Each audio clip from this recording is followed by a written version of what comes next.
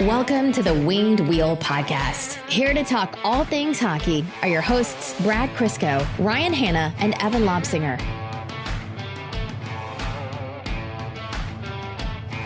Just in the nick of time and barely hanging on. The Winged Wheel Podcast is here, fully staffed, a full roster, ready for the Detroit Red Wings season preview. Evan, can you give the folks a proof of life, please? I am physically here. Maybe. Mentally, definitely not. Looking at his movements so far, I don't think our weekend at Bernie's theory is completely out the window yet. No, yeah, that absolutely. It's still a coin toss. We haven't reached above his head to see if there's any strings attached to the ceiling here. This is unfortunately the best I have felt in a week and a half. And if you can hear my voice, that's not a good sign. Evan and I did an interview with Redacted just before we recorded this, and that interview will be coming within the next week or two to you, the listeners. And Evan was there after our guest, and we pretty much started right away. And then Evan asked a question, and in my head I went, oh my God, he sounds terrible. This is bad. Yeah, not great. Anyhow, folks, Evan is trucking through. We're all married now. Congratulations, buddy, on your Italian getaway. I haven't seen you since your wedding. Oh my God, yeah. It's been a month, a literal month. Yeah, we'll have to catch up after. Debrief, yep. But for now, the Detroit Red Wings, the 2023-2024 regular season. Let's get to it. Welcome to the Winged Wheel Podcast. I am one of your hosts, Ryan Hanna. I'm Brad Crisco. And I'm Evan. It's been too long. That was missing for a while. This is going to be a struggle, but I will grind through it. You're a champ. On this episode of the Winged Wheel Podcast, it's exactly as we described. A full Detroit Red Wings 2023-2024 season preview. It's everything from talking about the final roster, the 23rd man or lack thereof that Derek Lalonde is choosing not to bring to the Red Wings to start the season. We'll be talking about who got cut, who made it, a line-by-line analysis, talking about every forward, every defenseman in those pairings. We'll be talking about goaltending, projections, expectations for the season. We'll be giving you our warm takes, our hot takes.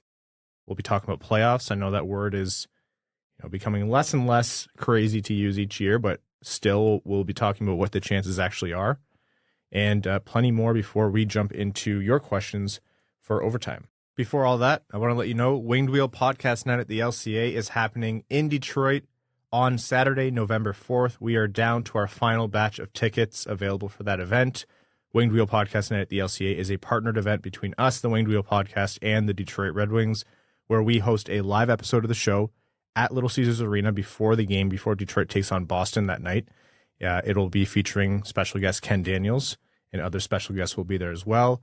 Your ticket not only gets you access to that live event and the Red Wings game, it also gives you a special edition, custom co-branded Detroit Red Wings and Winged Wheel Podcast beanie. It's officially licensed. The only way you can get it is by getting a ticket to this event. You'll sit in special Winged Wheel Podcast seating sections. The gondola is sold out. There's also upper and lower bowl tickets available for you as well. Those tickets are not only discounted, but they also include a donation to the Jamie Daniels Foundation as a portion of the proceeds from the event will benefit them. So a discounted Red Wings game ticket, access to the live event, the beanie, where you'll have other merch giveaways, prizes, and more. You can meet Evan and Ken Daniels. You can get them to sign stuff for you. You can talk to me and Brad if you'd like. You can listen to the live show, ask us questions, meet and greet. Food and drink will be available as well. It's a great, great night. It supports a fantastic cause in the Jamie Daniels Foundation. So get your tickets before they run out. wingedwheelpodcast.com/Red Wings, or go to the link in the description of the episode. The Detroit Red Wings. Last episode, Brad and I recorded the entire thing. And as we were into overtime, the overtime bonus episode, the Red Wings released their final 23-man roster cut. More or less.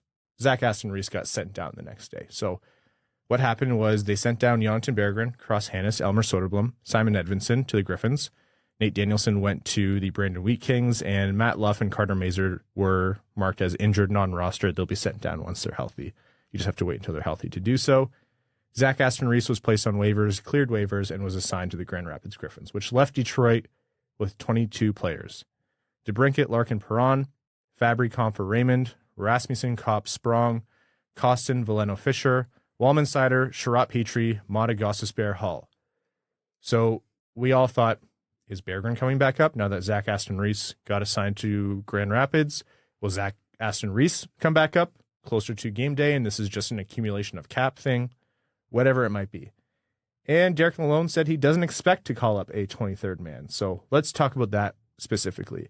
Carrying 3 goalies, obviously, Husso, Lyon, Reimer are on the roster, so Detroit's carrying 3. Carrying 3 goalies, having 22 players overall. What do you make of that decision? It's weird. We've seen teams carry 3 goalies before, and we've seen teams carry less than 23. I don't know if I've ever seen it both at the same time, because they're only going to have 1 extra now. Now, the way the schedule plays out, you don't always necessarily need someone right there to go in right away.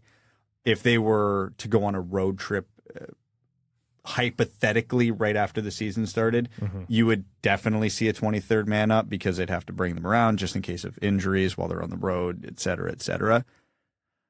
I mean, for the most part, I get it. Soderblom and Berggren, you want them playing. Having them as a healthy scratch if they're not going to be in the top 12 serves them in no way, in no beneficial way.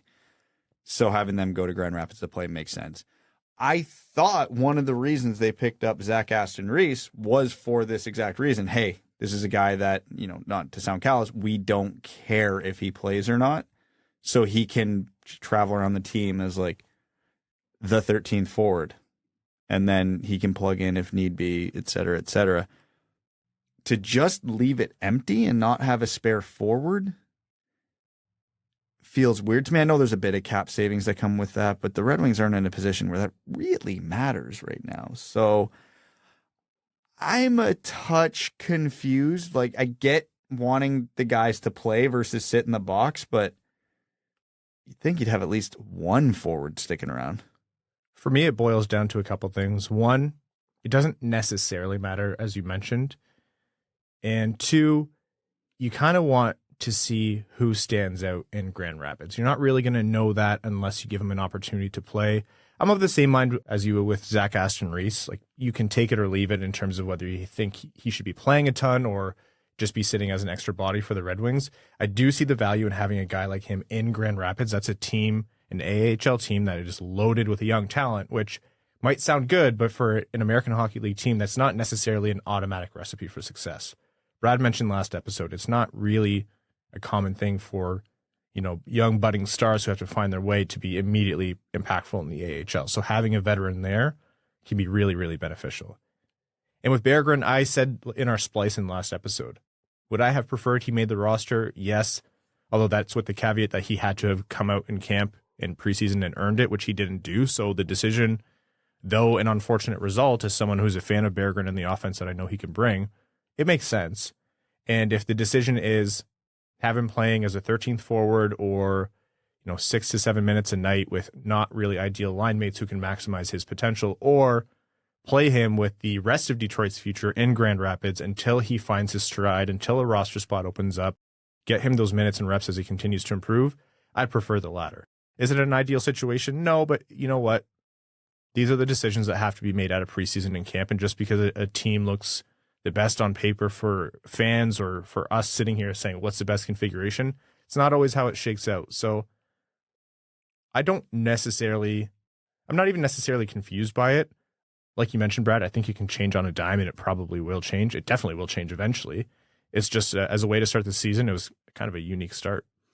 Yeah, I thought sort of the same thing too. I was kind of bewildered at first, but when I sort of, dove into it a little bit more, it makes some sense, right? Like Berggren, he needs to be in the middle 6. Clearly the team thinks he's not there given the additions this season.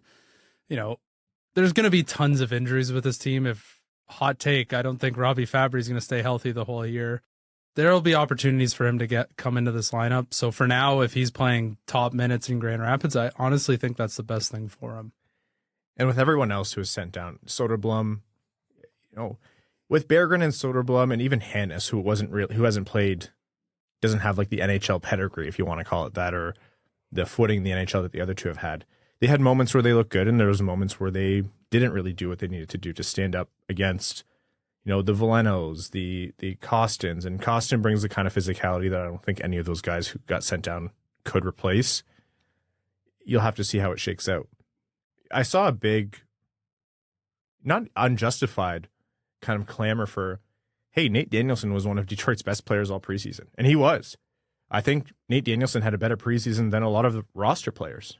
But with the other decisions Detroit has made, that one was really, really unsurprising that they sent him back. There's not really a rush to bring Nate Danielson in. I wouldn't have been upset to see it, and I wouldn't be surprised if you see him later on this year for up to 9 games. But yeah, Detroit's not exactly forcing rookies onto the roster this year. That's the issue, isn't it? They're almost a decade into a rebuild. Not only is there not a rookie on the opening night lineup, there's not even a sophomore. That was going to be my next comment is, at some point you have to play rookies, and it can't be all at the same time. I mean, it can. It very much could be. But if the Red Wings want to advance in the standings, it can't all be at the same time. 1,000 IQ play to avoid the sophomore slump, though. I'll tell you that. That is true. Can't have one if you don't have one. But yeah, it's probably better for the short-term success of the year of the team this year. Again, if you argued Berggren or Soderblom, player versus every player on the Red Wings lineup, they're going to lose a lot of those arguments, and the ones that they might win are 50-50s anyway. If it's close, though, the Red Wings are at the stage they should default to the young guy. Christian Fischer has no impact on this team when it's going to matter, right? Berggren, even though at best he's a middle six forward, it's a long shot he'll be an impact player when it matters, but there's a shot. Same with Soderblom. No, there's guys on the roster, you just know, and it sounds so harsh to say, they don't have a chance to win a Stanley Cup with the Red Wings because they just won't be involved at that point, whether that's through age, their skill set, whatever you want to look at. And, now if this team stays relatively healthy and you don't see a good chunk of games for Edvinsson or Berggren or Soderblom this year, but then they come up next year, well, that's 3 essentially rookies coming up. Does that leave room for Kasper, Danielson, Johansson, Wallinder? These guys who all have legit potential in the NHL, and the Red Wings have themselves said, aren't all going to come up at the same time. Some of them are going to run out of time. Now, in a perfect world, a lot of these guys are going to get traded for a Elias Pettersson, maybe. We will be raising that in future episodes, yeah. So I am not a strong enough man to avoid that conversation. No, and Vancouver is, kind of forcing our hands on this one because, wow, that organization is bad at their jobs. But in a perfect world, yeah, a lot of these prospects will be going out in a trade for that. But if they never played in the NHL, their value maybe decreased. It's like, yeah, okay, this guy's good, but he's been in the AHL for 3 years. Why do we want him? You know what I mean? Yeah. And so it's my big gripe isn't with this opening night roster. Again, player versus player, you can absolutely justify where they landed here. My gripe is, and really my only gripe, is the long-term play here of what is the plan to get this absolute stable of prospects that they have into the NHL. The Yzerplan discussion is going to be healthy and prominent throughout the season, so we won't hang on to it too long here.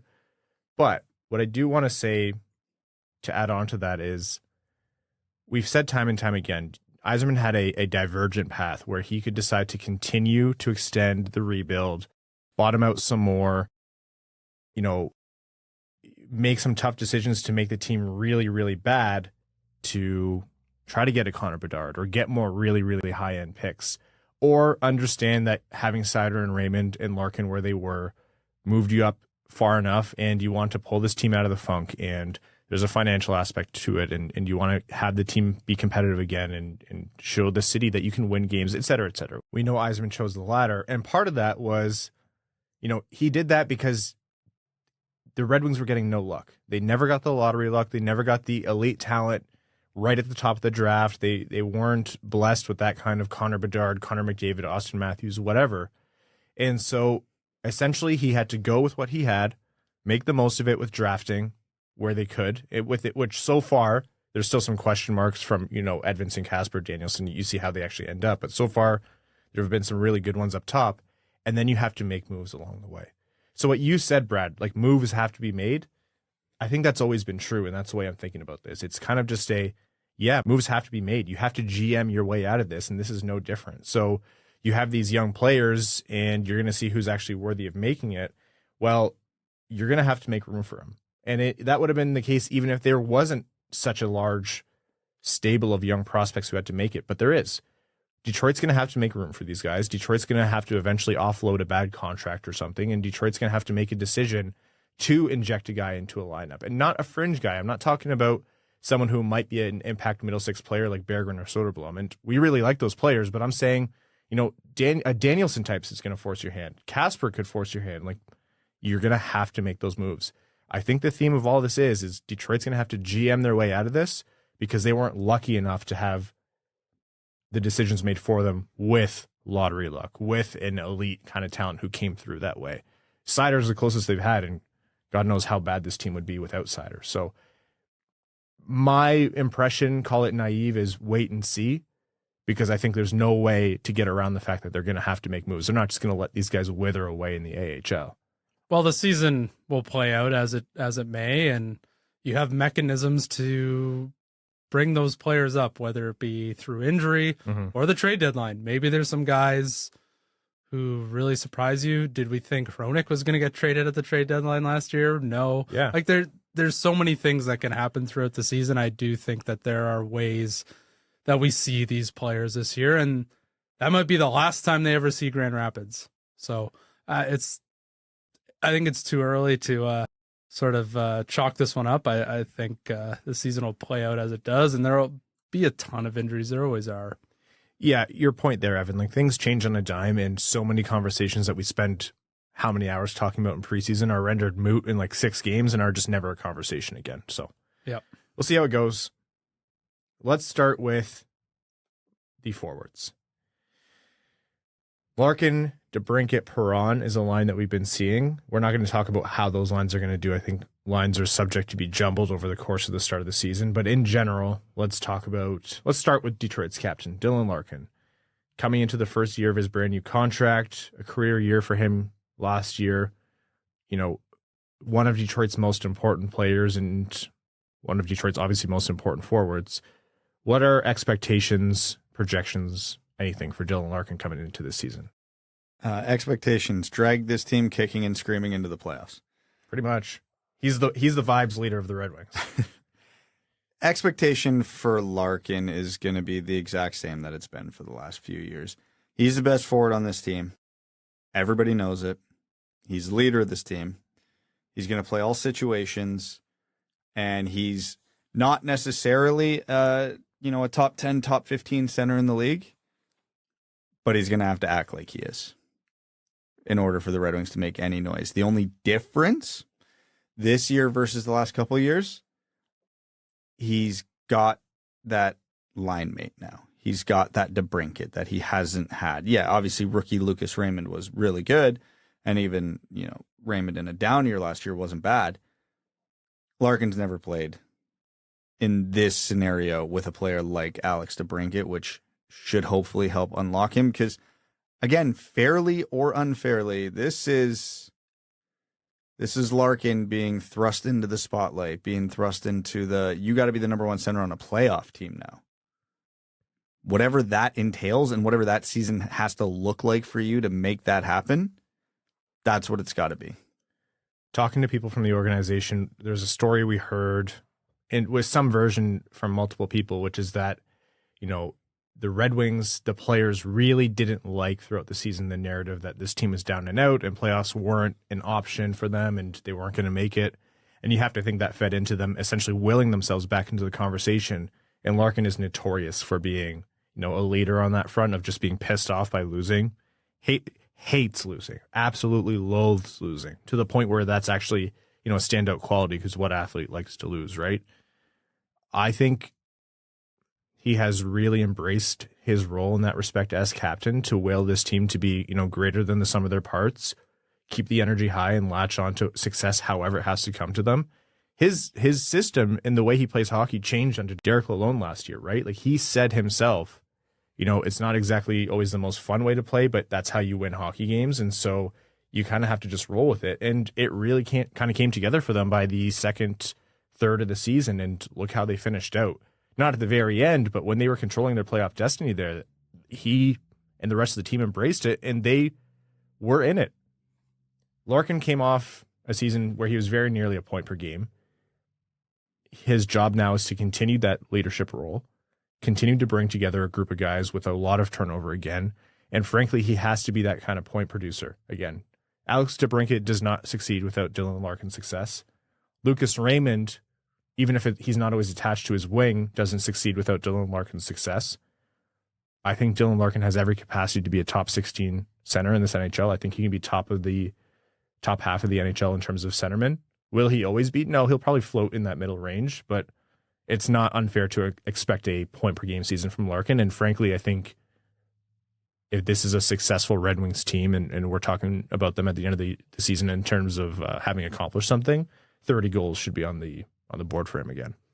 Yeah, this is essentially the best Red Wings roster that Dylan Larkin has been a part of. That makes me want to throw up and die when I think about that, but I think it's the truth. So he's got an elite goal scorer. He's got a veteran in David Perron on the other side, and at times he could have Lucas Raymond as well. There's ample talent around him now to continue to produce and help those players produce. If we're looking from a production standpoint, I think point per game is certainly within the reach for Dylan Larkin. And he's also got to just be part of the growing the culture within this team. If this team's going to be successful and develop a winning culture, he's got to be the head of it. And I don't see why he can't do that. Really nice guy, too. Talked to him at the Jamie Daniels Foundation Roast and Toast. Really great guy. Alex DeBrincat, speaking of people who are at the Roast and Toast, and probably the newest Red Wing who's making the most headlines this season. Detroit won the Alex DeBrincat lottery, and he more or less forced his way over to Hockeytown, which we're all thrilled about. But Detroit went out and got the premier goal scorer that they needed to add to the lineup. I think they could use a couple more premier players, but this is a great start. We haven't had this since we started the podcast. We haven't had such a high name free agent come to the Red Wings. Well, Steven Stamkos almost did. You know what? There's going to be people who are newer listeners who aren't going to understand that joke, and they're going to think, no, he didn't. And they would be right. Yes, they would be right. And that he wasn't even close to coming. But he did. Well, we got Dennis Cholowski out of it, so it was pretty cool. And Phil Peronic eventually. That's right. Which did turn into, et cetera, et cetera. Alex DeBrincat. What are the expectations coming in for him? Brand new team, brand new system. Down year last year with only 27 goals compared to 41 the year before. This is a trigger man that Detroit needs to be a trigger man because they're starved for offense. What's next for DeBrincat? So I've already seen conversations about how is DeBrincat going to fit in Lalonde's system, and can he be a 200-foot player and all that fun stuff. Let me be clear. I don't care. This guy needs to score goals, and lots of them. He needs to score a ton of goals, and it's the number one thing the Red Wings have been missing. It's the number one thing he was brought in to do. So if he's not a perfect 200-foot player, I don't care. If he's not playing PK, if he's, not contributing in half the ice, I don't care. Obviously, we want him to, and we hope he does, but he needs to score goals. The Red Wings have a million players who can play well defensively. Hell, his centerman can do that. Can do it very, very well. His other winger can do it very well. He needs to do the one thing everybody else in this team struggles to do, and that is create goals. Create easy goals. Because think of how the Red Wings have scored goals for the last few years. They've all felt like a struggle. No shots from the perimeter that just go in. So many rebounds, so many cycles. Just a guy who can get in position, get a shot off, puck goes in the net. Easy goals. And if he's not doing that, it's a problem. And if he is, it's a huge problem solved. Alex DeBrincat, I'll give him some leeway in that he's coming into a brand new team, not the kind of game that he's used to playing, and he's coming off an off year. So it's going to be, I would imagine, a little bit of rust to be shaken off for him in terms of fitting in. I don't expect him to be scoring at a 40-goal pace right away. I do think you want to see that, though. Like, I think Red Wings fans can come in and say, we need this guy to be a 30-goal scorer. Another aspect to his game is his ability to be a playmaker as well. And like you said, Brad, create easy goals. We saw that in the preseason with him and Larkin a couple times there early on. And having Larkin and Perron or whoever as line mates, that's going to be an advantage as well, because he can do the shooting himself or he can draw pressure away from those guys. And we've seen Larkin especially has become such a good opportunistic goal scorer. His finishing ability from, high danger areas, it doesn't always look the sexiest. It's not always on the highlight reel, highlight of the night or whatever, but he buries them. And that's how Larkin got to 30 goals. So DeBrincat can factor into that offense two ways. Much the same as when Derek Lalonde came into the Red Wings, bench last year. We said it's going to take some time for the entire team to mesh under him. I think Alex DeBrincat's going to probably need some time to get up to game speed with the Red Wings, not, himself physically. But yeah, other than that, I fully agree, Brad. A lot is shouldered by him because that's what he was brought in to do. Provide not all the goals the Red Wings need, because the Red Wings still need a lot more that can't be found with this lineup. They are not going to be one of the highest scoring teams in the league, but he has to be a big problem solver on that front. I guess one thing going for him is he's not coming over at the trade deadline and really being forced into a new team and a new environment. He's had the offseason to get sort of acclimatized to his environment. So I wouldn't expect the rust to be there a lot, but, it's still a new team, new system, new environment. I could see it being a little slow to start, but yeah, he's a goal scorer. He's got to score goals. That's essentially what he's paid to do. And I would expect, I don't have a goal total in mind for Alex DeBrincat, but that's his MO. He's got to score goals. Speaking of his two-way game, though, I will say that he noted in the preseason that he was especially poor as a two-way player last year. And no, you don't need him to be a Selke Trophy winner, but there's something to be said for him just kind of routing out his game and providing that effort at both ends. You just don't want him to be a liability in his own zone, which if everybody else is playing defense, I think he'll be okay. He's a little bit of buy-in, and then, you should be fine. Yeah. I would like him to be competent defensively, but if he's scoring 40 goals, I don't care. If he's scoring 40 goals, take one shot at your own net per game. I don't. Yeah, please. Not that for legal purposes. That was a joke. Let's talk about no disrespect to David Perron, but folks are going to be wondering about Lucas Raymond. He's not listed on the first line right now, but he's one of the most important Red Wings forwards in terms of Detroit taking a step up this year. If Detroit is going to finish, above Ottawa or anyone else around them, Raymond has to be a big part of that. So, what's on the docket for Raymond this year? This in his third season. I think he might be the most important player in this forward group. Fully agree. What he turns into is really going to shape the future of this team in a lot of ways, because we've talked at length about their scoring issues and why they brought in an Alex DeBrincat. And we've also talked at length about how rare the opportunities to bring in a player like Alex DeBrincat are. So you can't rely on it. The Red Wings themselves have talked about, and we've talked about, they need goals to come from internally. They need guys to step up. They need stars.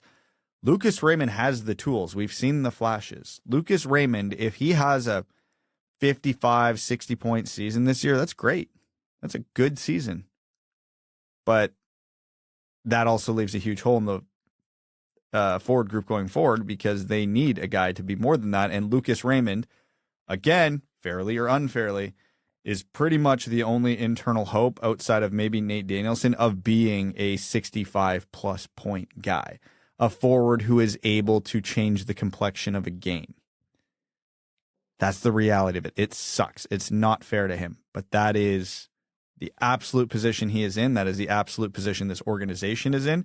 And if Lucas Raymond can pop off for 65 to 70 points this year, that is massive, not only for the Red Wings playoff chances this year, but how they construct this forward group going forward. I think there's an element of Lucas Raymond that's tied to the path of other players along the same kind of vein as him in terms of when they were drafted, how good they're expected to be. You think of Stützle, you think of Boldy, and it might seem unfair, especially, some players play center, some players are playing with more talented players. I don't mind that comparison at all because I think you're right, Brett. I think if Detroit really is going to make a big, big difference here in terms of the leap that they can take and providing some solutions to their offense from within, Lucas Raymond has to be the centerpiece of that. There's a good chance that he ends up being more of a middling kind of forward or a lower, just below star level or whatever it is. But we've seen his capacity to be a true star in the NHL. And that can be with his shot. That can be with his playmaking. That can be with his tenacity. It can be with a lot of different facets of his game. Lucas Raymond at the height of his game is a fantastic player through and through, and he's a fan favorite for a reason. The sophomore slump doesn't scare me as much as it scares other people. I think I'm pretty optimistic about Lucas Raymond, but it's not a sure thing. And he has to come in and take a big step this season. Part of that was, getting a lot stronger in the offseason and working on his shot, his physical strength, and ability to find open space. And those are all things that it looked like based on preseason and training camp that he really did make strides in. And now it comes time to show. And I think people who sleep on the Red Wings or who aren't optimistic about the Red Wings are maybe taking too much of Lucas Raymond's sophomore season into account. It's not easy to be a star in the NHL, and not everyone comes in as immediately, a superstar from day one, even if they end up being a great player. He's still very young, but now's the time to start taking a step. Yeah, and his season last year was a real slow burn. He was not producing a lot at the start, but I thought his second half of his season was actually pretty good. So if he can build upon that, it looks like he's looking really good for my limited viewing in preseason. This is the most important year of Lucas Raymond's career. We really need to see a substantial jump in terms of his, eye test and the counting stats.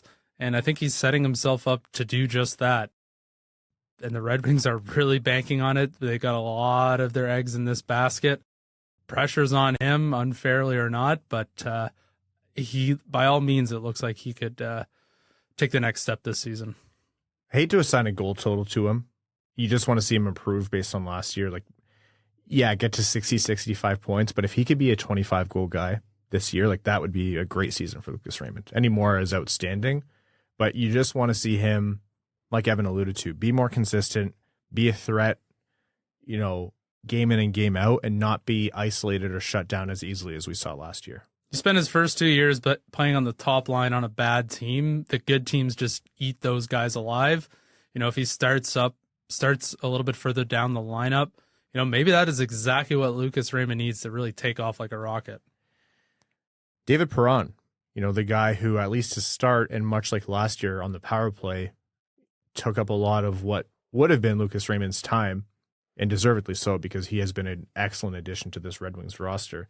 He's coming into his second season. We saw him demonstrate some of the best puck protection abilities in the NHL, some of the best left wall play, especially in the power play in the NHL. Such a smart player, the way he plays his game, 35, but you wouldn't know it by the way he plays.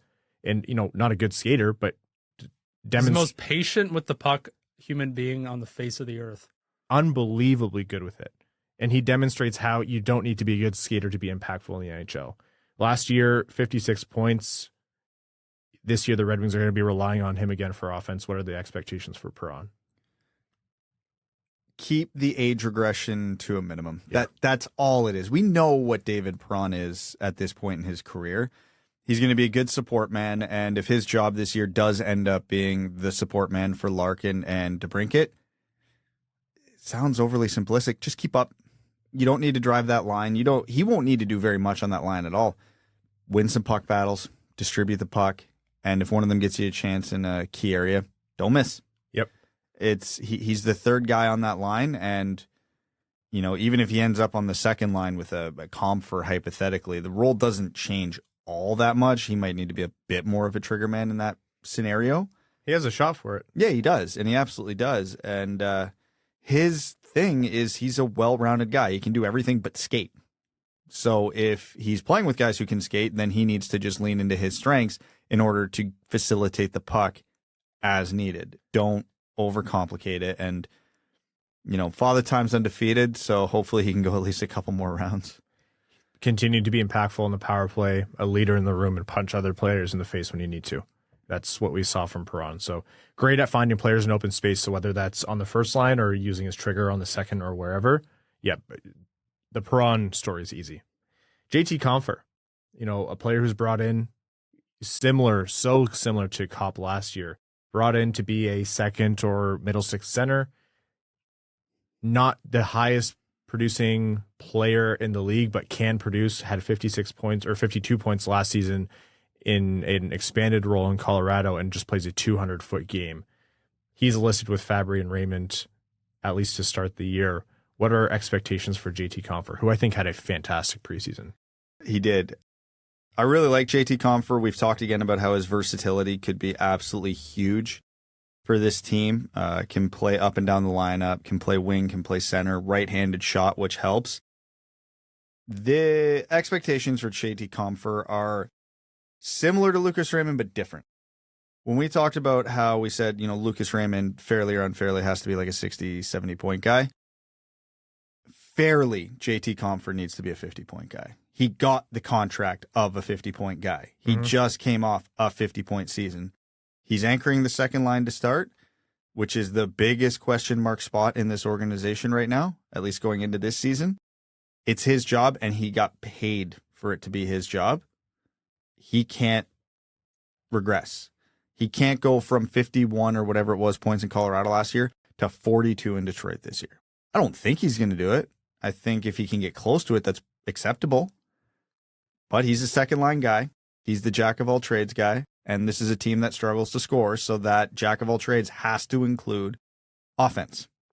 And what's he a master of is making the game hard for the other team in his own zone.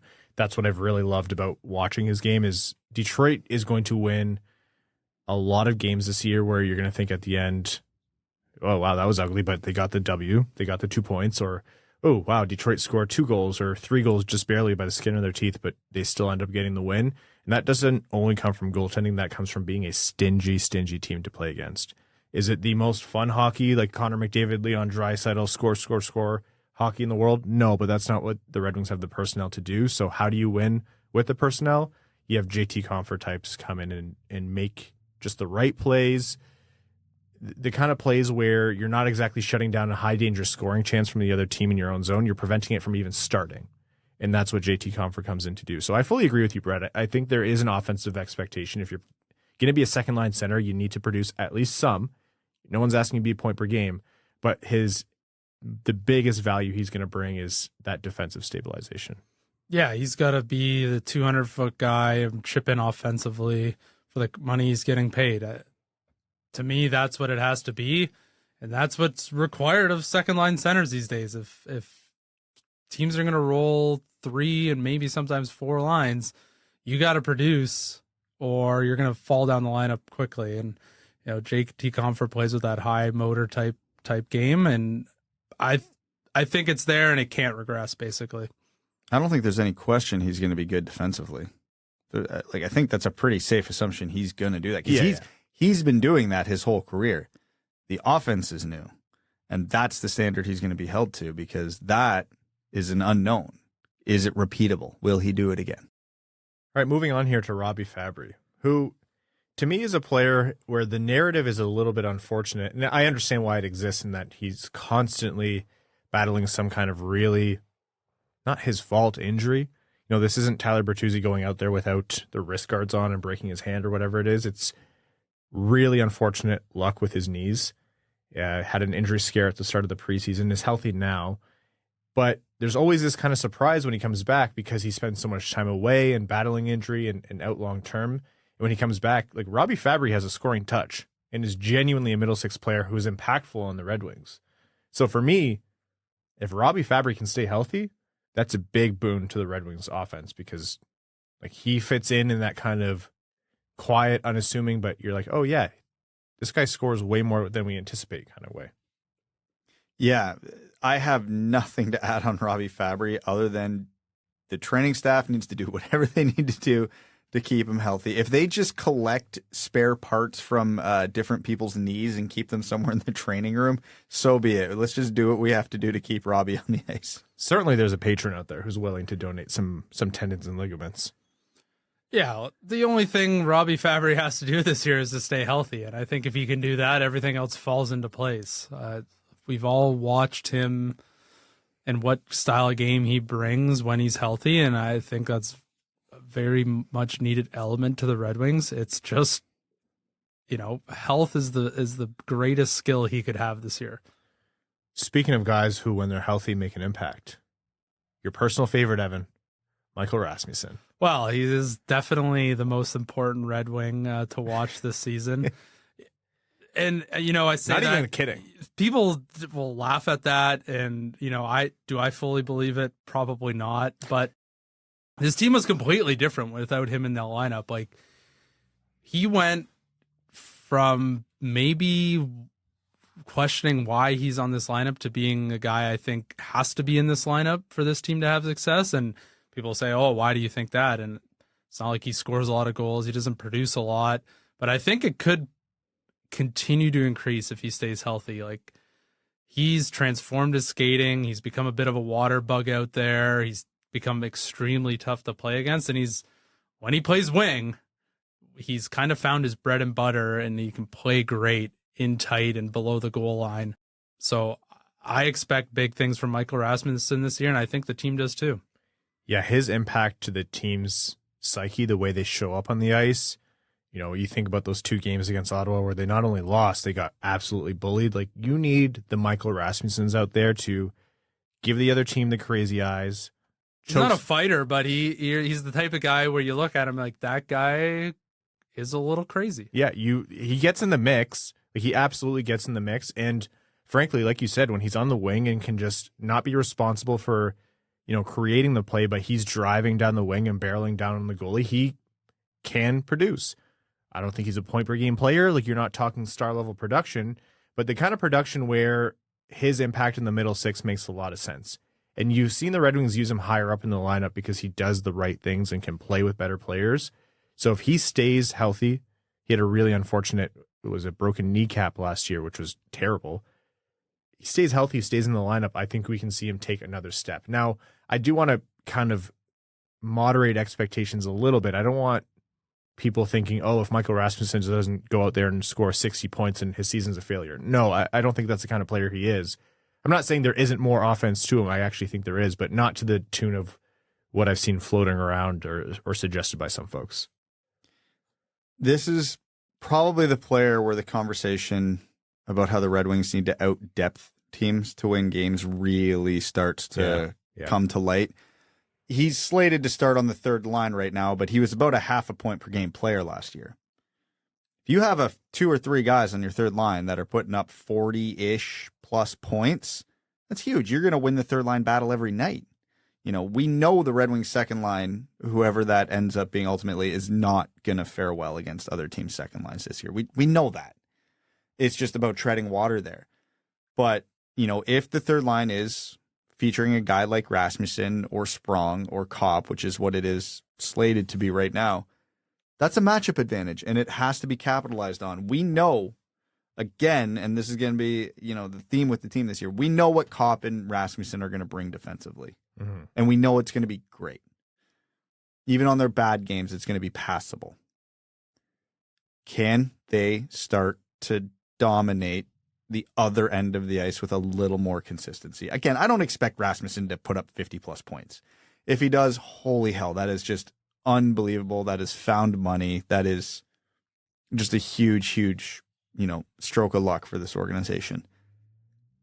But again, if he can put up 40 and Copp can put up 40 and Sprong can shovel in 20 goals from the bottom 6, that is the formula for some wins with this team. Andrew Copp, I think for me, the expectations are a copy and paste from Compher. They're a copy and paste from Copp last year. The obvious context here is that he's healthy. He's not coming off core surgery. He's not dealing with a ton of rust and getting up to game speed. And we learned as the season went on the kind of impact that has on a player that maybe wasn't understood before. But yeah, this is Andrew Copp's year to do essentially what is expected of JT Compher. Stay healthy, score more. Yep. Produce, do what you do defensively. I think we saw Copp really turn it on, by virtue or by analysis of the eye test as his season went on, and just do that consistently all year. Find someone you mesh with in the depth, and like Brad said, that's where a little bit more production will come from.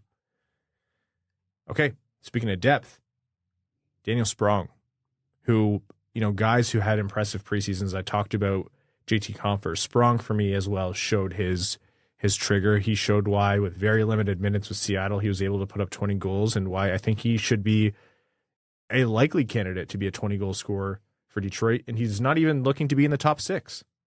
Easy goals. Shooters got to shoot. What might be the most important thing for Sprong to do this year is, I don't even know how to phrase this properly, make Perron and Lucas Raymond uncomfortable in their spots. Mm-hmm. If you have a guy on the third line shooting the lights out, 20, 25 goals like we know Sprong can do from a depth role, make the coach think about moving him up the lineup. Again, competition breeds success. If Lucas Raymond's sitting at Christmas with 12 goals and Sprong's sitting there with 18, he probably knows he needs to ramp it up or whatever the benchmark in the season is going to be. So, again, the Red Wings need to out-depth teams in terms of the scoring aspect of that.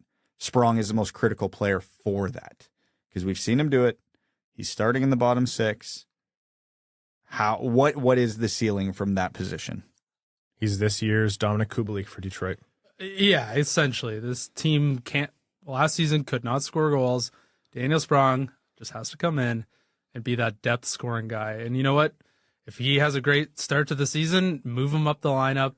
But I think it's going to be very critical to have him in the right spot to breed success. He's not the guy you shove up on the top line, I don't think. But I think if given the right spot in the lineup, he could definitely continue to score some goals. Power play contributions as well. Like Detroit's, Brad talks about easy goals on the man advantage. Like they need to continue to show improvement on that front. Good stories out of camp. We talked about all the young players who didn't earn a spot, and Joe Veleno certainly wasn't a certainty, but he has locked down that fourth line center spot at least to start the year. Looks to be flanked by Klim Kostin and Christian Fischer. So what are the expectations for Joe Veleno now? Keep progressing. Again, the narrative around him has always been eventually he gets it.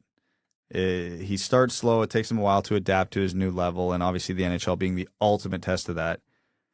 This preseason, and for flashes last year, we saw the scoring touch. Is that a regular thing? Can he do it with any consistency? Because if you look at Joe Veleno's goals in the preseason and last year, there aren't many ugly ones. He can make skill plays to score skill goals, and you watch some of these and you go, how did he only score 9 goals last year or whatever it was? Yeah. Is that his ceiling, or does he have the next step?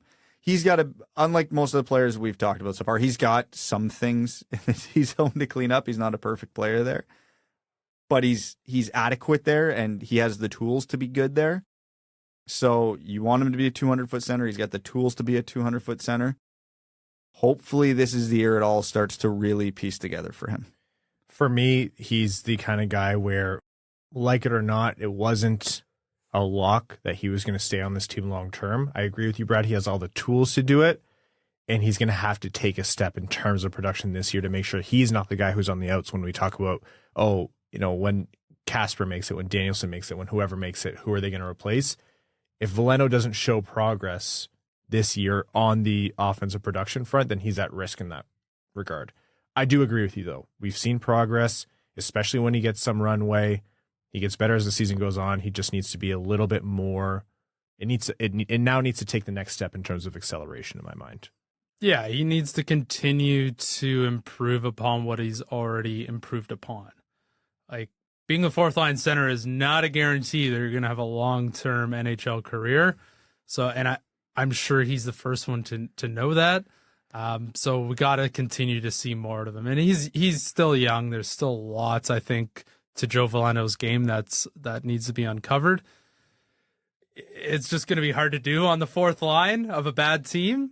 But, you got to make your own opportunities, and I think Joe can do that.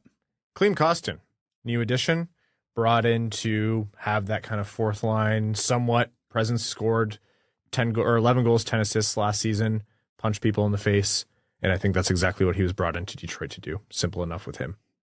Yes. Makes the team tough to play against, not a black hole in terms of having that fourth line production. So is Joe Veleno getting, Alex DeBrincat? No, but he's not getting, a shell of, I'm so sorry to do this to the Darren Helm fans. His name just comes into mind, but like late stage Darren Helm in his career.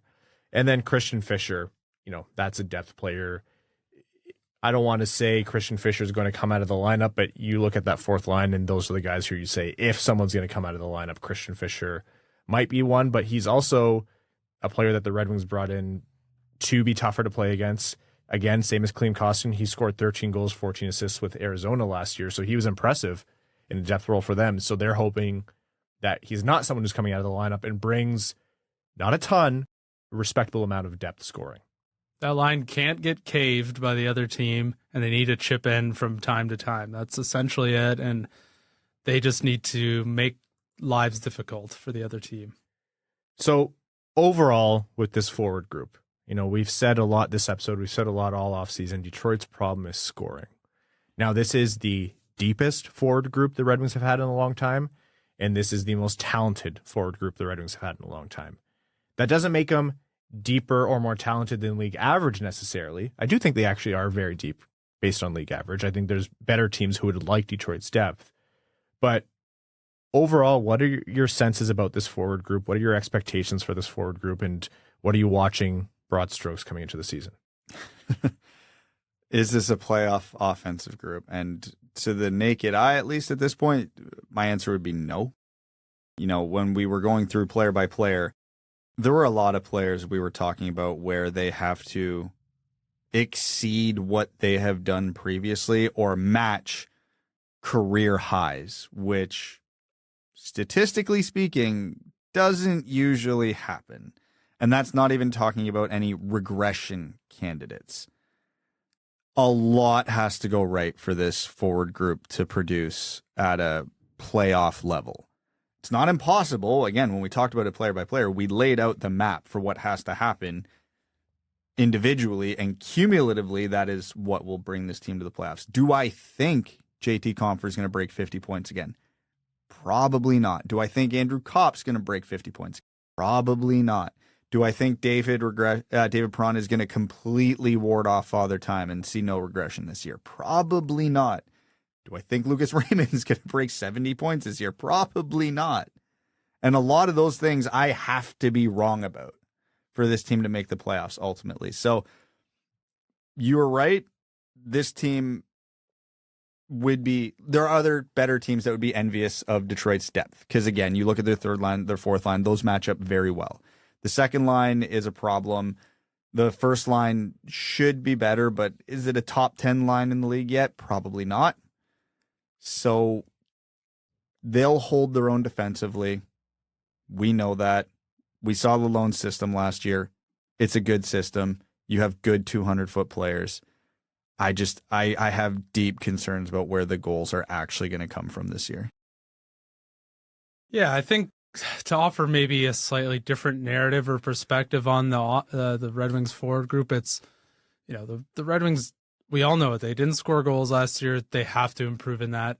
Again, not only do they need to do better by themselves, like, and score more than the Red Wings of last year, they need to improve around the league. They need to be better than 26th or 24th in goals scored like they were last year.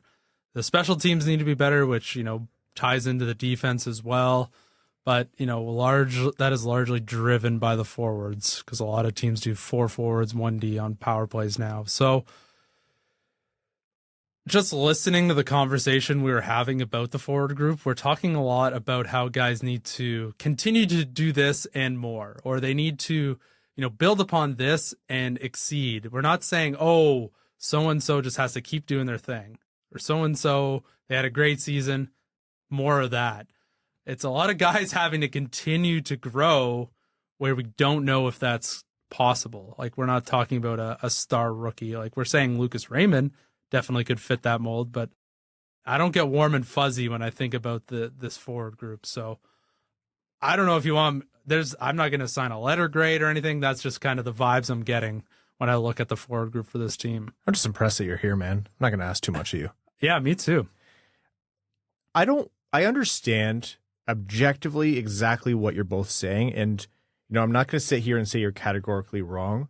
I think I'm just seeing a little bit more of a glimmer of hope than maybe I'm justified in seeing. But to me, hockey in the NHL, like, this is a sport that is so often dictated by team play rather than individual performances. And not that that's going to be what saves the Red Wings. I would certainly love if they had an Elias Pettersson or a Connor McDavid or Jack Hughes or whatever. But there's a pathway for this team to be, the Seattle, the formerly New York Islanders, or they might keep doing it. A team that comes together and lacks some of those key elements, but finds a way to win and get up the standings, even though it's not pretty. I don't think they're going to score at a top-end clip. You're right, Brad. And, everything that both of you just said is exactly correct, but I just think the evidence that we saw from last year in terms of how they can come together and win games is a very real possibility. And to me, this lineup is substantially better than last year. Not at the top. Like, they added DeBrincat, and that's fantastic. And if Raymond has a massive third year, then that's like adding another star player. But the depth to me allows the possibility to see that glimmer of hope a little bit more. I'm not going to, we're going to get into playoff conversation after we do defense and goalies here in a second. I'm not going to assign this a high probability that my optimism is going to come to fruition. But despite the still very real concerns of where the scoring is going to come from and every other argument against them, like, yes, you're right, Evan, a lot has to go right and a guy has to have a career year. Like, that's all very true. I think this might be the system where a lot of little things can come together just so they can achieve 6th in the division. Just to sprinkle some optimism, I guess, on my take is, I'm excited to see what Daniel Sprong can bring. I'm excited to see where Dylan Larkin continues to take his career. I'm excited to see what Lucas Raymond does. So there are, some interesting and exciting things to this forward group. Don't get me wrong. It's just when you look at it as a collective whole, it is what it is, I guess. I don't know how to better say it. We got a ton of depth, but I don't see a 50-goal guy there. I don't see anyone who gets me totally out of my seat. But, you don't totally need that, I guess, right now. The trap we got to be careful not to fall into is holding this forward group to the standard of how much better are they than last year's group, because that doesn't mean anything. What is this group going to look like compared to the 8th seed in the playoffs? What is this team going to look like relative to league average? We don't want to compare the Red Wings to the Red Wings because undoubtedly they're better than last year's Red Wings forward group. That's a really low bar to clear. That it shouldn't be the bar. The bar should be, is this forward group better than, or at least, can this forward group contribute on a team that's going to keep up with, possibly exceed, Buffalo, Ottawa, Florida? Because that's the benchmark. They have to clear those teams if they want to sniff the playoffs this year. Yeah. Okay, let's get into defense here. I want to make sure that we give enough time to the full Red Wings roster, not just the ones who are expected to score goals, although there will be offense from the blue line. Believe it or not, I'm going to start with Mo Seider. Comes into his 3rd season, had a fantastic rookie year, obviously the Calder winner. The sophomore season started out poor as he struggled. He struggled to play along Ben Sherratt, was moved to a pairing with Jake Walman, and just became Mo Seider of old and took steps that we thought not were a write-off for last season, but we were just happy to see him come back into old form. To me, Mo Seider is Detroit's overall most important player right now. And, at any given point in the season will be Detroit's best player. He'll be up there with Larkin or whoever's performing. Expectations, analysis, anything on Mo Seider coming into this year? Here it is, Ryan. The one player we can say it on. If we're looking at last year from like January 1st to the end of the season, keep doing what you're doing, son. Yeah. We like what we see. We don't need you to fundamentally change who you are and dramatically improve upon your game. Mo Seider, for the second half of the season, is an all-star level defenseman, and that is A-okay. You know what makes me really optimistic about Mo Seider, other than his entire game and the fact that he's been getting better essentially the entire time he's been with Detroit? He doesn't have a contract extension yet, and he knows the money he's playing for right now. Like, it's not nothing that him and Raymond haven't signed extensions. Well, there's going to be more conversation on that in future episodes, but he's playing for his next big deal, and he sees what other players around him are getting. I don't think he can be necessarily compared to Rasmus Dahlin, but, Dahlin's number being 11, like that's there for Mo Seider. He knows the kind of season he has to have to get the big payday. And that's the thing with Mo is if he is what he was for the second half of last year, that is acceptable. But I don't think anybody listening doesn't think he doesn't still have another gear. He absolutely has another gear. So he could be even better and, again, found money if that happens. And, yeah, money is a hell of a motivator. 100%. If Mo Seider continues to be even steadier and steadier defensively, if Mo Seider continues to be a 50-plus point pace, or even, he had 50 points in his first season guy, if he's a physical force and tough to play against, stronger, faster, like the kid is just 22 last April. He is going to find another gear yet. I have no problem saying that Mo Seider has big expectations on his shoulders, and I have no problem saying that he's the player I'm most confident in to realize them. Oh, yeah, and he's the type of guy who relishes in those sort of expectations. And, this will be the first year he has a consistent D partner, so long as Walman stays healthy. We found a pairing that is dynamic and absolutely works together. So big season coming up for Moritz Seider, but I don't think he has to change anything to continue that. Speaking of Jake Walman, found money for Detroit. They found a first pairing left side defenseman, a guy who can play along their best defenseman and not just do okay, actually elevate him. A guy who is an unexpected star piece of a trade where a second round pick was presumably going to be the best return that they got. And a player who our good friend of the show, Prashant Iyer, host of Expected by Whom, advocates for as one of the most underappreciated defensemen in the league. Jake Walman. What a stud he's been for Detroit, and I think there isn't even more to him yet, because we talk about everything that he's done and how he's elevated play next to Mo Seider.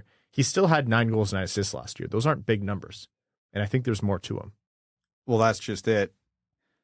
He should continue to be a good complementary partner for Mo, and his primary focus should be freeing up Mo to be Mo. Mm-hmm. And then his second priority should be, all right, how do we pump up the offensive numbers? Because he can skate. He's got a bomb of a shot. He's good in his D zone. He's a good complementary piece to Seider. But yeah, he definitely has more than 18 points in him.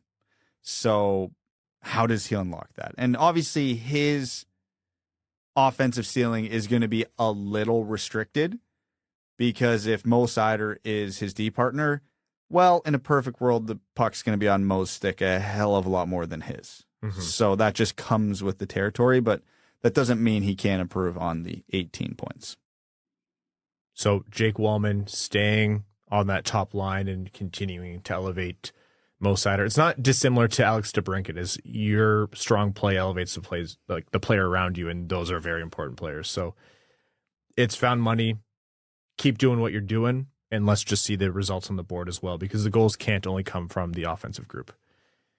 Shayne Gostisbehere, not necessarily listed next on the depth chart, but a guy who I was really impressed with in the preseason and brings some of that offense for Detroit. An offensive player coming into a team who can't score. Why would he have expectations? You're almost wondering why Detroit was able to pick him up. It was a 1-year deal, and, he's going to want to earn more money after this season. So you understand the dynamics of that contract, but seeing how dynamic of a player he is on the offensive blue line and what he can contribute to the power play, he makes me very, very excited for Detroit's power play. Oh yeah, 1,000%. If all he has to be is adequate at 5-on-5, as long as he continues to be dynamic on the power play, and the contract is tremendous value. He is 3 seasons removed from 2021-2022 with Arizona. He was a 50-point player. Yeah. Shayne Gostisbehere is one of my most underrated additions for the Red Wings. Now, a player who's returning had a tumultuous first season, Ben Sherratt. What do we need to see from Ben Sherratt for this year to be successful? This will be gonna be the only time you're ever going to hear me say this. Less chaos. Mm-hmm. Because again, we've talked at length about all the tools. He can skate, he can shoot, he's got hands, can make a good pass, but he gets caught out of position so much that it almost doesn't matter. So he just needs to calm down, be reliable, be responsible. And I think he's paired up with Petry to start. So just let your partner do what they need to do and don't make it any harder on them. Yeah, Ben Sherratt's play is like the veteran presence he brings in the room has been stated a lot, and it very obviously has an impact. And, you know, how long he's been around the league, you understand that he knows how the game is played. I think inside the opposing team's blue line, he's especially handy. Like, he is an absolute, like, he is a very real threat with the puck on his stick on the other team's blue line. But like you said, Brad, he's a wild card in terms of how he chooses to engage from defense. And the team was out of position quite a few times last year because of it. So the deployment of Ben Sherratt and who he's paired with needs to be steadier, and it just needs to be a little bit more measured in terms of where he's activated across the ice. You don't need Ben Sherratt to be a first pairing D-man. They tried that. It didn't work. It was, you know, the team was hopeful. It just didn't land that way. That is what it is. Like, that's not a discussion anymore. They need him to be steady in a depth role. I'm hoping the addition of higher caliber NHL players will just allow him to at least mentally think he doesn't have to do everything out there, whether that's the correct approach or not. Yeah, less riverboat gambling this season, please. Speaking of partner, Jeff Petry. What are the expectations for another, you know, hometown kid, Ann Arbor, coming home to play the last phase of his career in Detroit? It's not much, honestly, in terms of expectations. He's on a reduced contract with salary retained, coming to his hometown. The nostalgia is high. The feel-good story is high. The expectations after his previous season are pretty low. Just be a guy. Be competent. He can move the puck better than most on this blue line, save for maybe the top three. And I'm putting Gostisbehere in there. Just be a guy. Don't be a liability. Move the puck well. Keep your game simple. Again, we're in this stage of defenseman where expectations are tremendously low. Yep. It's the expectations for all of these guys is essentially getting to be steady, and whatever thing you were brought in for. Petry, you know, adds a bit of offense. Olli Maatta, who we'll do right now, keep being steady and steady the partner beside you. Yeah, be boring. Be very boring. Justin Holl, same thing. Yeah, Justin Holl, be very boring. Please don't let me notice you. That's essentially it. The Red Wings want these players to be steady NHL veteran depth defensemen. You know, through either injury or Edvinsson kicking down the door, one of them will end up losing their job to Simon Edvinsson at some point this season. Maybe it's a trade, whatever it might be, or at least that's what you hope will happen. But in the interim, you want some offense from a Gostisbehere or a Petry, occasionally Sherratt, but overall you just want it to be steady and boring. That's a great way to put it. Overall impressions on the defense outside of what I just said. It's whelming. Yep. That's you got the stud in Moritz Seider, the good complimentary guy. You got the power play guy with Gostisbehere, and then you've got a lot of just please don't screw this up. Whelming is so relatively high compared to the defensive cores we've seen in the past. Like it qualms though you might have with the Sherratt contract, the Hall contract, or whoever. This is legitimately the best Red Wings defensive group in a long time. In the future, you hope it evolves, but for this season, you'll take it. Goaltending. Ville Husso, the starter. Yeah. Husso, hopefully he does not exhaust like he did last year towards the end of the season. We saw him for lengthy stretches prove that he can be the guy. He can be part of the solution, not just a stopgap. And then it all went to hell. So I have nothing really in depth to say about Ville Husso other than I hope he can maintain that level into, March and April. Yeah, Ville Husso's story isn't dictated by, any deep analysis on him or expectations on him. Like you said, Brad, when he was on his game, he was a great goalie, like a high-end goalie in the NHL, and he was stealing some games for Detroit and allowing them to be that stingy team. And then he ran out of gas because Detroit's defense isn't an easy defense to play behind if you're a goalie. So the story of Ville Husso this year isn't on him, it's on Reimer and Lyon. So between Alex Lyon and James Reimer, both who are carried on this roster, it's not common for teams to carry three goalies. they need to be able to handle 30-ish games between them solidly. Alex Lyon came in last year for the Florida Panthers, saved their season. They do not get to the Cup finals without him playing 15 games and posting a .914 save percentage. His ability to come in and play at a high level in the NHL has been demonstrated, not over the course of a full NHL starter season. So I'm not expecting him to come in and steal the 1A job for Detroit. But between him and Reimer, who's a older veteran goalie, but who has had heights in his past and can play in a depth goaltending role, they need to come in and be able to just low pressure, reduce the stress on Ville Husso's workload. If you're carrying 3 goalies, that damn well better be the ultimate goal. That would be the plan. If you're carrying 3 goalies, they all got to play. Otherwise, are you just doing it to screw over Tampa? Well, that actually is part of it. Like, you don't give Tampa something for free. I respect it, honestly. In a cap world, that's what you have to do. Like, those are the waiver rules. You're not going to give away Lyon on a 2-year, very, very cheap contract for nothing. Even if he doesn't turn out to be good for Detroit or hypothetically another team who would claim him on waivers, you don't do that for no reason. But yeah, you carry 3 goalies to hope that, you find the hot hand. And then if you have to waive one of them later on to send him down, then you do so at a time when only you need to for your roster, which very obviously the Red Wings aren't feeling a roster crunch right now. And 2, there's much less of a likelihood of them getting claimed. So find the hot hand. If it ends up being Reimer waived or Lyon waived, I think I'm past the point about crying over a backup goalie. But I just hope that whoever it is, or even if it's both of them over the course of the year, they can come in and play those 30 solid games for Detroit. Because my summary for the goaltending, which we'll do now, is actually one of my main takeaways for the entire team. This team's season isn't going to be, it's not fair to say make or break based on the goaltending, but without goaltending, there is no foundation and the whole season falls apart.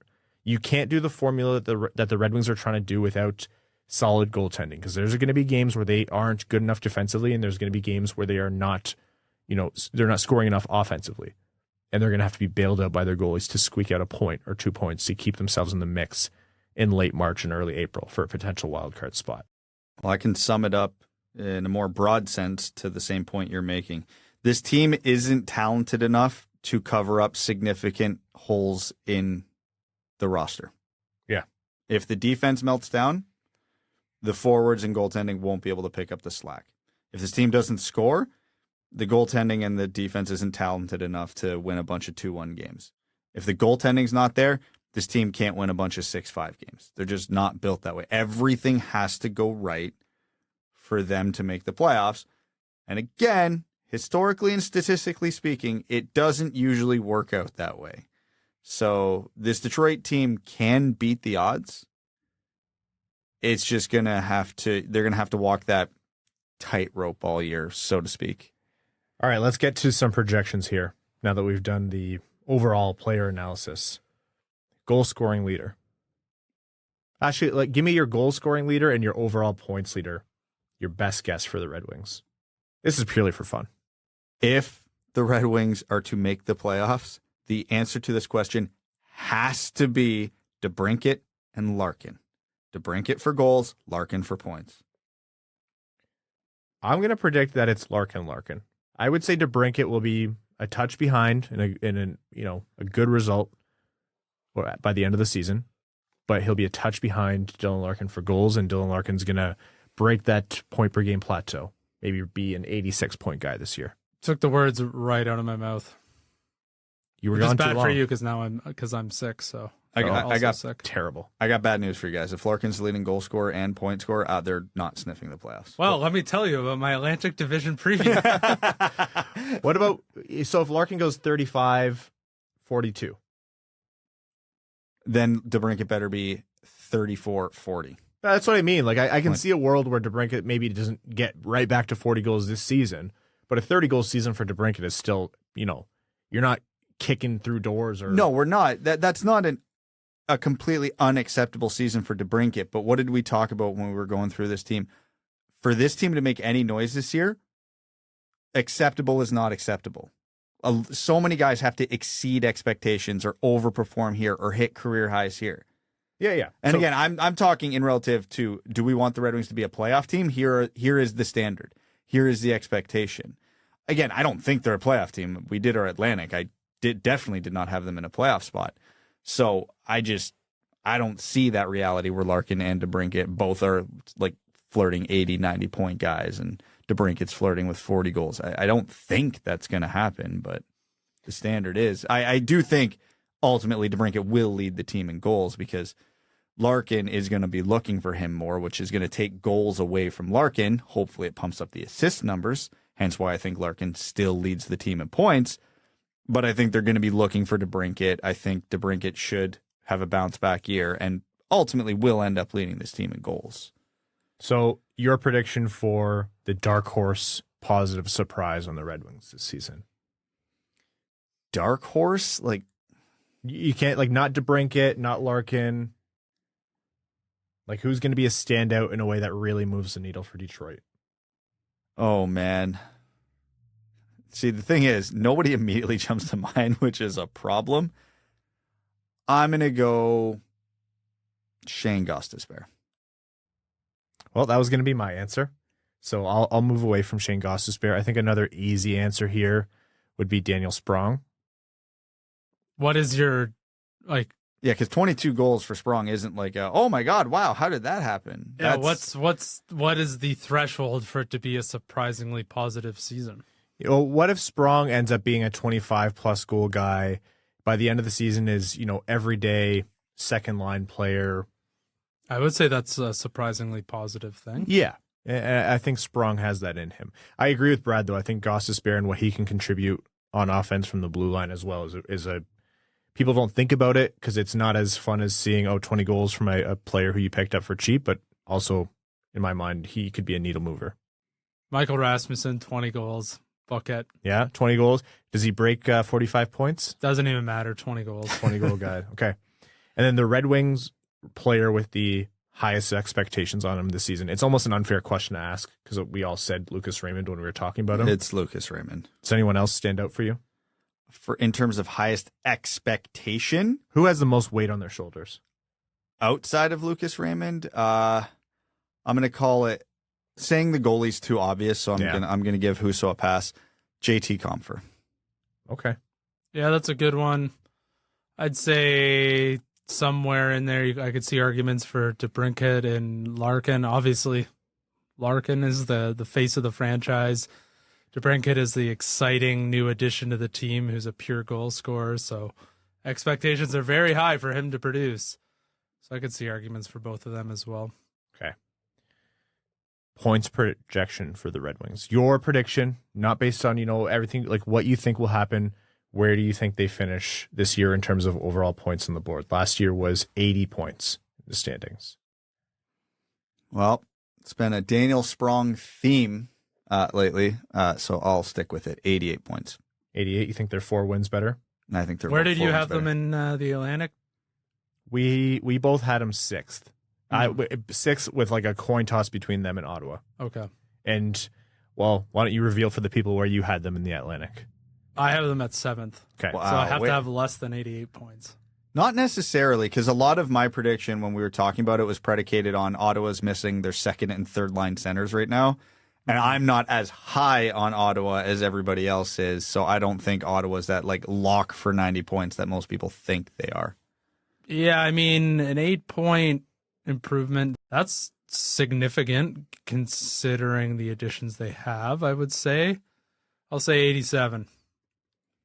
Am I going to be this year's optimist? Well, you can't be the pessimist. That's my role. That's right. And you've been saying 7th in the division all year. I think you guys are closer to the actual range with 87, 88.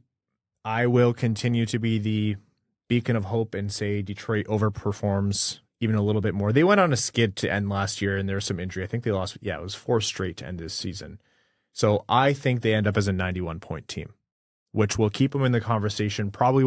Almost definitely won't be good enough for a playoff spot. Last year was a very low number, but generally on average, you're looking at anywhere from like 95 to 100 points for playoffs. But I'll say the Red Wings get 5.5 extra wins on the board, so 11 points higher than last year. I say that out loud and I sound like an insane person. But hey, That's a lot of points. I have no problem being the optimistic one. I also think I'm the one who's most likely to be wrong. Playoffs. We're not going to do yes, no, because I think by virtue of pure points, none of us have them in the playoffs. It'd be pretty wild for a 7th seeded team to make the playoffs. Wow. And surprising twist, the Metro Division folds at Christmas time. So what is the likelihood of the Red Wings overperforming? So last year, 92 points got you in. Let's say it's low again this year. Whatever you have to do. What percentage would you give the Red Wings of squeaking into the playoffs this year? 30%. Okay, I think that's a super optimistic number. It is. I thought so too. Because I had the Red Wings with 91 points, and I was going to give them like 18%. Here's the thing. Here's the very fundamental thing we need to remember. This is hockey. One of the most random sports on the planet. Every team above them is one injury away from the season basically being nuked. The same thing applies to the Red Wings. I understand that. But again, the whole thing with the Red Wings is they need to out-depth teams. Yeah. They can withstand injuries better than most teams can, as long as those injuries aren't Larkin, DeBrincat, Seider, Husso. What percentage would you give them? Well, all things... You know what? I say they're going to... I have them at finishing 7th in the division. But, you know what? I do subscribe to the randomness of hockey, and, you know, every night's almost a coin flip in most matchups. I'll say 20%. Okay. So I know I'm speaking out both sides of my mouth, saying that and where I think they're going to finish in the Atlantic. But I do honestly believe in both of those scenarios. Especially in the Atlantic right now, because I think most people have Toronto at 1, Montreal at 8, and the middle is interchangeable. You know, Vasilevsky's out for Tampa. You know, who knows? I still think they're going to be good, but who actually knows? How is Boston going to handle losing the players that they lost? How is Florida going to handle their injuries? Is Buffalo actually good? How is Ottawa going to handle their lack of depth and, you know, Norris and Pinto not playing to start the season?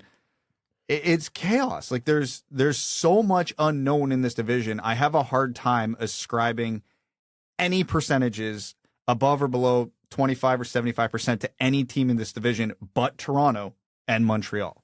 Yeah. We were joking before. It's like, yeah, Toronto at the top, Montreal at the bottom, Detroit and Ottawa next to them in whatever direction, and everything in between that.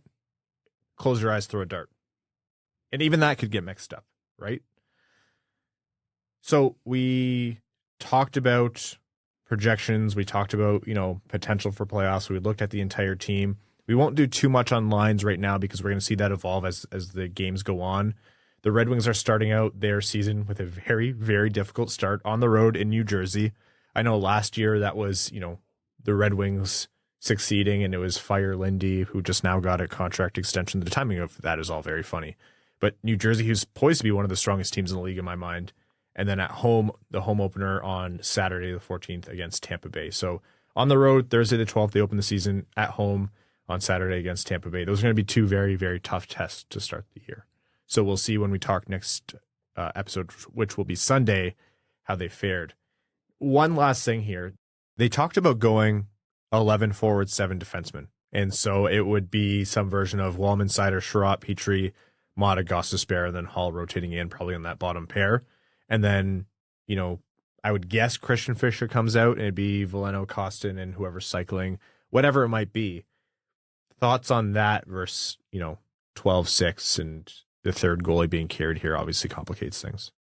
If Derek Lalonde as a coach is competent enough to be able to properly manage that, which not all coaches can do, because there's a lot of moving parts in that scenario then. You know, is Larkin dropping down to fill in? Is DeBrincat dropping down to fill in? Raymond, whoever, managing the ice time, managing the rotation, whatever it may be. If he can do it, I don't care. It's fine either way. If he can't, you absolutely do not do it. Yep, I think the Red Wings have the depth to do this. Like, I don't think it's the world's biggest impact. I don't think we're going to see this forever. I don't think we'll see 3 goalies on the roster forever. So, like some folks have been saying, it's not like the end of the world. But I think the Red Wings have the depth to be doing this, so that's fine. If they need this time to shake out who on defense is going to earn an actual roster spot over the course of time, yeah, that's fine by me. All right. That's our 2023-2024 Detroit Red Wings season preview. It's not done yet. Let's take some questions from our patrons for Overtime. Overtime is a segment on the Winged Wheel podcast where we take questions and comments most often from our Patreon supporters. This entire show is supported by our Patreon, patreon.com/Winged Wheel podcast. If you want to take that extra step to support the show and join the so-called Dub Club, you get benefits like access to our Winged Wheel podcast exclusive Discord. You can join at certain tiers. You can join our Winged Wheel podcast fantasy hockey leagues. You get access to our Winged Wheel podcast exclusive bonus Overtime episodes. You're automatically entered into all of our giveaways. For example, we're giving away 2 tickets to every Red Wings home game this season, the vast majority of them going to our Patreon supporters. You get all of that and lots more. Again, patreon.com/Winged Wheel podcast. We could not do this show without you. All right, let's take some questions here from our patrons. Cody D says, hey guys, is there any player from the course of the rebuild that you really miss or wish that had stuck around or done better? For me, I know he's still with Grand Rapids and all, but man, I was heavily rooting for Hirose to be something more than what he is. And I also miss Hronek and Nemesnikov as well. Oh man, players from the rebuild that I wish would have stuck around. What year would you say the rebuild had officially started? The Zadina draft, call it. Okay, so I can't pick Nick Lidstrom. Got it. No. That's an easy answer for me. It's Zadina. Like that's like huge whiff. Like wrong about him. Wish his talent would have translated. If Zadina is a player, the player we thought he could be, this team looks different right now. Simple answer for me. Yeah, that's probably the right answer. I wish Jimmy Howard would have lived long enough to have seen the other side of this, other than he went out the martyr of it all. Yeah, the poor guy. He got shelled until his body gave up, and now we're lucky to have him on Bally Sports, which is great. But yeah, imagine if Timo Pulkkinen had hit 10% more nets. My God, it'd be fantastic. He might score 60 goals that way. Yeah. What a cannon him and Marty Firk had. Okay, more from the patrons. Give Walman the Heart says, light the lamp rules. Who do you got for Thursday? Ooh. I'm going to go with my dark horse pick. I'm going to go Sprong for the opener. Okay, thank you. I will take Dylan Larkin. David Perron. Wow, no one took DeBrincat or Seider. Maybe a mistake. No, I just went ahead and took the leading scorer from last year. I really went out on a limb for this one. Fair enough. Andy says, I understand the frustration and confusion of having no rookies on the roster on opening night, but I think this is more of a perception thing than a black mark on management. Does it matter if Edvinsson or Berggren play 60 games starting in December rather than October? Making the team out of camp can be more about vibes, even if the net amount of games is the same if they make the team later in the season. That's a good point that we've alluded to a couple times. Like, look at Soderblom for the inverse of that. Made the team and then, got hurt and fizzled out and ended up in Grand Rapids. And the start of the year was way better than his end of the season. But fair enough in my mind. Rose says, hey guys, congrats to Ryan and Evan and new wives. Congrats, Evan. Thank you. I have 2 questions. What do you think of the 11, 7, and 3 format, like we just mentioned? Yeah. It's fine. And what does the Wings schedule look like to start with in terms of difficult teams? So I mentioned New Jersey and Tampa. They have Columbus thereafter, which may be difficult. I'm not sure. Hard to make how good. Like, I don't know if Columbus will be more like Montreal or Ottawa this year in their own division. They don't have a team I would classify as bad the entire month of October. Yeah, because Pittsburgh, Ottawa, that's going to be a key game. Well, Pittsburgh's pretty shit right now. Yeah, terrible start to the season. Calgary, Seattle, Winnipeg, Boston, Islanders. Like, there's no Montreal's in there. I'll tell you that. So it's not going to be a simple start to the season. But then again, I guess the argument here is how many truly bad teams are there in the Eastern Conference, to which I would argue 2. Jonathan Melwish says, hello all. Can I have a hot take / out of the box prediction for the Red Wings? For the season, it doesn't have to be Red Wings related.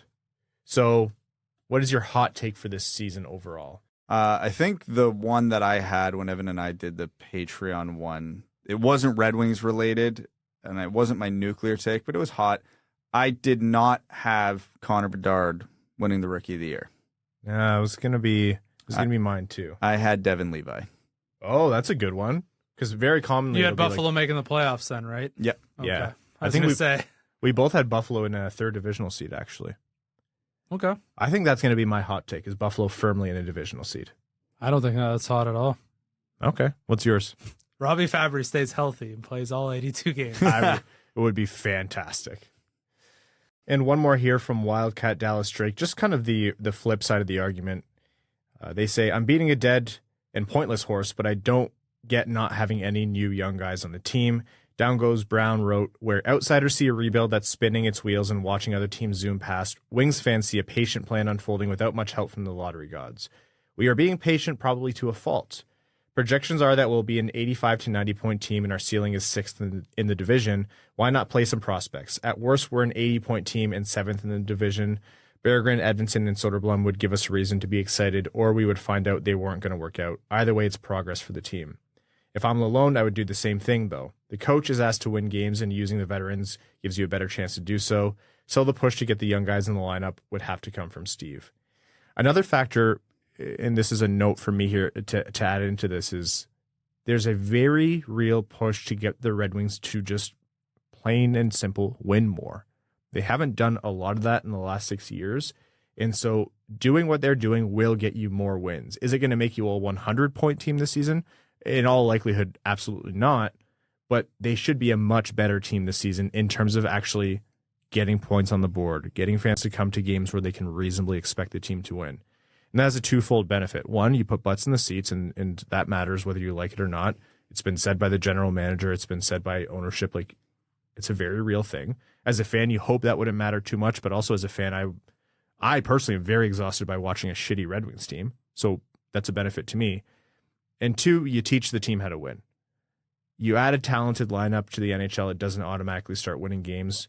Knowing how to win is secondary, or a second step after you add the personnel to do it. So I can't really fault a lot of your points here, but I can tell you that's a lot of the thinking that goes behind this kind of decision making. There's other elements to it, make the guys earn their spots, et cetera, but I digress. Two people can look at a painting and think two totally different things too, right? I think there is a lot of subjectivity to how you build a winning NHL team if you're not winning the draft lottery. And I can hear both sides of the argument there. Are we saying the Red Wings are the Rorschach test of the NHL? Kind of. Yes. Okay. Yeah. Except you have 7 years to look at it. Except there are two right answers, and the Rorschach test either looks like 7th in the division or 6th in the division. And that, folks, is how you know they're going to finish 5th or 8th. And I'm sorry to put that evil on us all.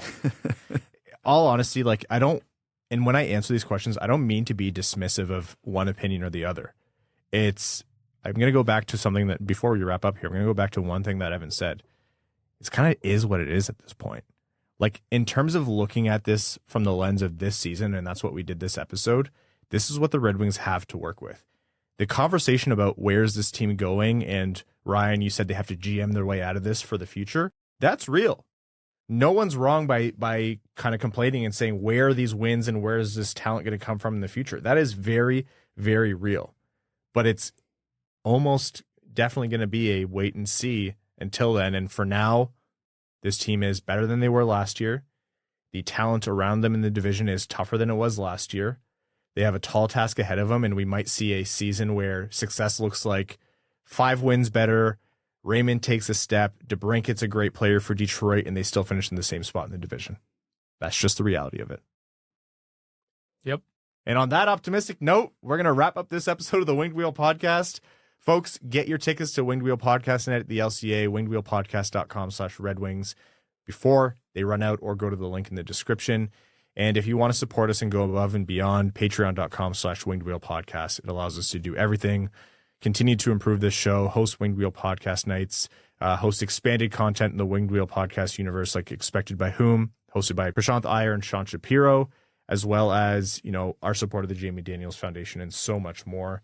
If you want to support the show but don't want to do it on Patreon, give this podcast a rating wherever you're listening. Spotify, Apple Podcasts, whatever it is, it really helps us out. Subscribe and tell a friend. It makes a big difference.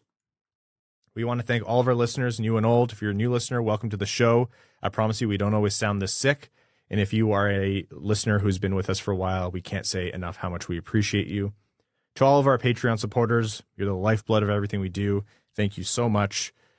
To our name level supporters on Patreon, Arjun Shankar, Yves Bartels on behalf of the Sarah Garand Foundation, Aikfer, Samuel Soderholm, Icon, Brad's Lord and Savior, Bradley Cleveland, Glenn Brabham, Croner's Left Knee, Everybody Loves Raymond, Sea Lion, Keenan O'Donohue, Yanni Burgers, Meals on Wheels, Matthew M. Rice, Admiral Matt S. at the Cheesebag Navy, Brian J. Bauer, Carl Bertana Nanalewski, Citizen High Five, Clip Clop Nene, Connor Scovey, Coyote Season Tickets and Anywhere But Tempe, Craig Kibble, Denny's Gamer Girl, Jarek Enstam, DJ Denton, Exquisitine Buble Schwinslow, Give Blood, Fight Probert, Hockeytown Love, Hockeytown Matt, Hassam Al-Qassem, Jay Gollum, Jacob Turner, Joel Miranda, Kalen Wood, King Tone, Marcus, Marlon Winchester, Matt K, Cannon Fodder, The Cheesebag Army, Matt McKay, Michael Edlund, Never Go Full Kyle, R.A., Red 3, Ryan Hubbard, Scott Martin, Scree and Lube, That's What I Appreciates About You, Walman's Elite Dancing D, What's That Smell,